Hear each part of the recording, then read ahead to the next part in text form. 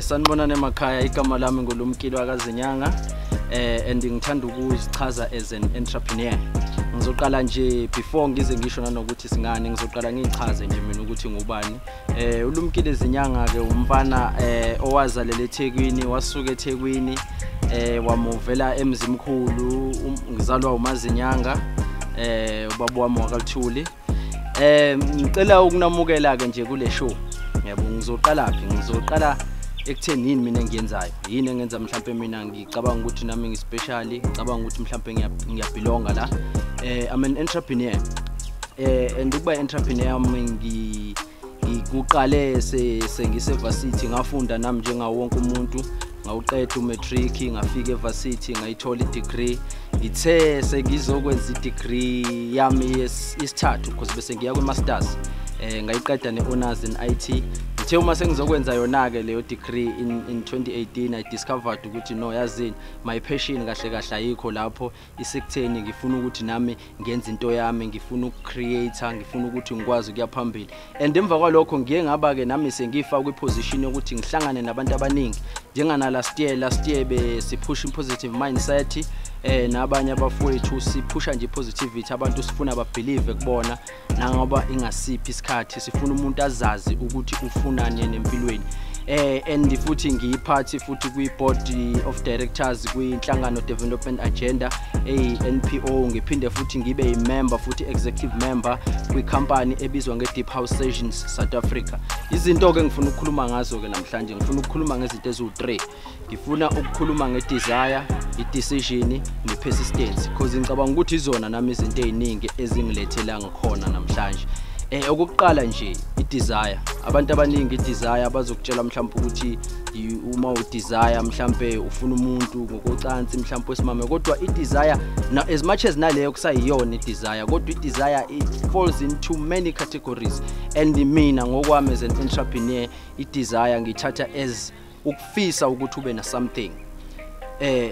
Kumeleke nawe noma yini, uma mhlawumbe you wanna be an entrepreneur or you wanna be somebody opusha italent lakhe, because entrepreneurship ngiyidefine kabili mina. Entrepreneurship ngiyidefine as umuntu who runs a business, and ngiphinde futhi ngiyidefine as umuntu who's talented, because you must run your talent. I-talent lakho uma ukuthi uzoyekela abanye abantu balicontrol, uthola ukuthi uzoba nenkinga most of the time. So kumele ngempela. And with desire ke, i-desire ithatha izinto eziningi, because you must imagine what you desire, and after usubile ne-desire you must take a decision. And uthola ukuthi lapho ke that's where most people fail, uma sekumele bathatha ama decision, because umuntu akacommit, ufuna ukwenza izinto eziningi, afuna ukwenza lokhu nalokhu, enze lokhu nalokhu, kodwa uthola ukuthi there is no specific decision then aseyithathile. So ke mina ngithi after i-desire, after you know what do you desire when you're in life, what do you want to be in life, you must take a decision. And uthola ukuthi i-decision la uyithatha khona akubi mnandi, ngoba ziningi kakhulu izinto uthola ukuthi ziyeceleni when you are taking that decision, because for every decision oyithathayo there is a karma for that decision. So when you make a decision, you must make sure ukuthi le decision oyithathayo are you willing to sacrifice yonke into, because nanoma iphi decision ozoyithatha you must make sacrifices. Kuze kube namhlanje I've never met anyone ongakaza face ama consequences of their decision. Abanye baze bathi bayazondwa, baze bathi kunabantu ababacekela phansi, kodwa uthola ukuthi it's their decision kahle kahle benza ukuthi kuze kube sengazuthi bakucekela phansi, because ukuze uthathe i-decision kumele wazi ukuthi kusaphi leyo decision okuqala. That's the first thing. Uma ukuthi wena you gonna make a decision ungazi ukuthi uyaphi, that's why ngisho ukuthi iyahambisana ne-desire, because you must desire, and once you desire you must see what you desire, and after you saw what you desire should usuyazi ukuthi uyaphi phambili. Uma ke usuyithathile i-decision, ngoba i-decision enye uthola mhlawumbe izokwenza ukuthi kumele uyeke isikole, enye izokwenza ukuthi kumele mhlawumbe uthi wenza isikole ube wenza enye into, kumele umanage zonke lezo zinto and ukwazi ukuyimanage. After ke you've taken a decision, kumele ube persistent, because naye enye into abantu abahlulayo to be persistent. Ukuba persistent ke ungaba persistent even for 10 years usakuyona ijeni, because akekho umuntu okutshela ukuthi uzophumelela kusasa. Ngeke uzophumelele kusasa, kuzokuthatha isikhathi ukuthi uphumelele, ngoba a short impumelelo or mhlawumbe ngizothini a short success, yabona, izokulead in too many things ongas understand and uzothola ukuthi you won't understand ngempela izinto ezikenzalayo and bese impilo iyakushaya uma ikushaya ke impilo uzobuyela back to square one yabo so nje kumele ubekezele and wazi ukuthi indlela yinde because yinde le ndlela esihambayo and futhi ama experiences eswa pick up along the way uthola ukuthi wona sakha size sibe yilabantu esifuna ukuba yibona nami nje namhlanje ngilana nje ngikhuluma nani ziningi kakhulu izinto bekumele ngisacrifice kunabangane ngiba sacrifice le kunabantu engingasakhulumi nabo nana kahle namhlanje ngenxa ukuthi ama decision engawathatha abafila sengazuthi awekho right kodwa ke ngoba mina ngiyazi ukuthi right and ngithi uma ngikhuluma nomzali ngikhuluma nomama wami angitshela ukuthi mfowethu wami usendaweni right kakhulu enza lokho ofuna ukwenza lokho kuyangimotivate and nami ngiyazimotivate aka I read books yabo njengana last year nje in 2019 ngifunda incwadi I think bezila ko 12 yabona and from those books ngifundile ngempela ukuthi nami emele ngenze njani njengomuntu and futhi ukuthi ngikwazi ukuthi ngize ngibe yilomuntu enguyena namhlanje and futhi ngisazokhula ke from here akugcini lana kuningi esakubhekile so nje into engisho yokuwena lapha emakhaya ukuthi you must desire first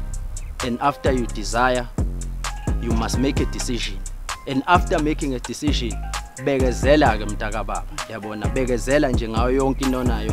be persistent on your dreams because ngeke azafike njengemana sakhula thina kuthiwa kunemana ke qhamuka phezulu inika abantu izinto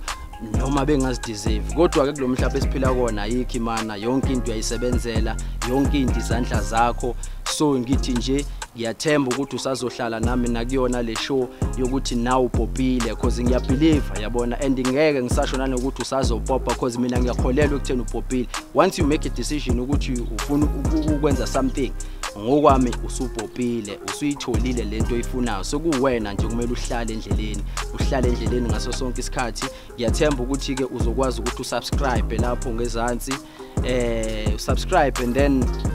click nama notification because kuningi okuseza ngisazoletha nabantu ke interview abantu abaningi abenza izinto eziningi ezahlukene and I hope ukuthi they gonna inspire you because mina they inspire me yabona abantu engihlala nabo uthola ukuthi ibona most of the time abangenza ngingagive up because of the hunger lena abanayo because they are hungry and they have so many desires and ngaso sonke isikhathi into abayenzayo is to fulfill those desires uma ukuthi ke ufuna ukuthi uyilandeleke le show ngicela ukuthi ungene nje ku YouTube ubheke ipage Nawe Upopile uye ku Facebook nakhona likhona futhi ipage igama lalo Nawe Upopile o Instagram ke bengakawuvuli ngisazovula nawo Instagram kodwa nawo uzobusho njalo nje ukuthi Nawe Upopile ngiyabonga.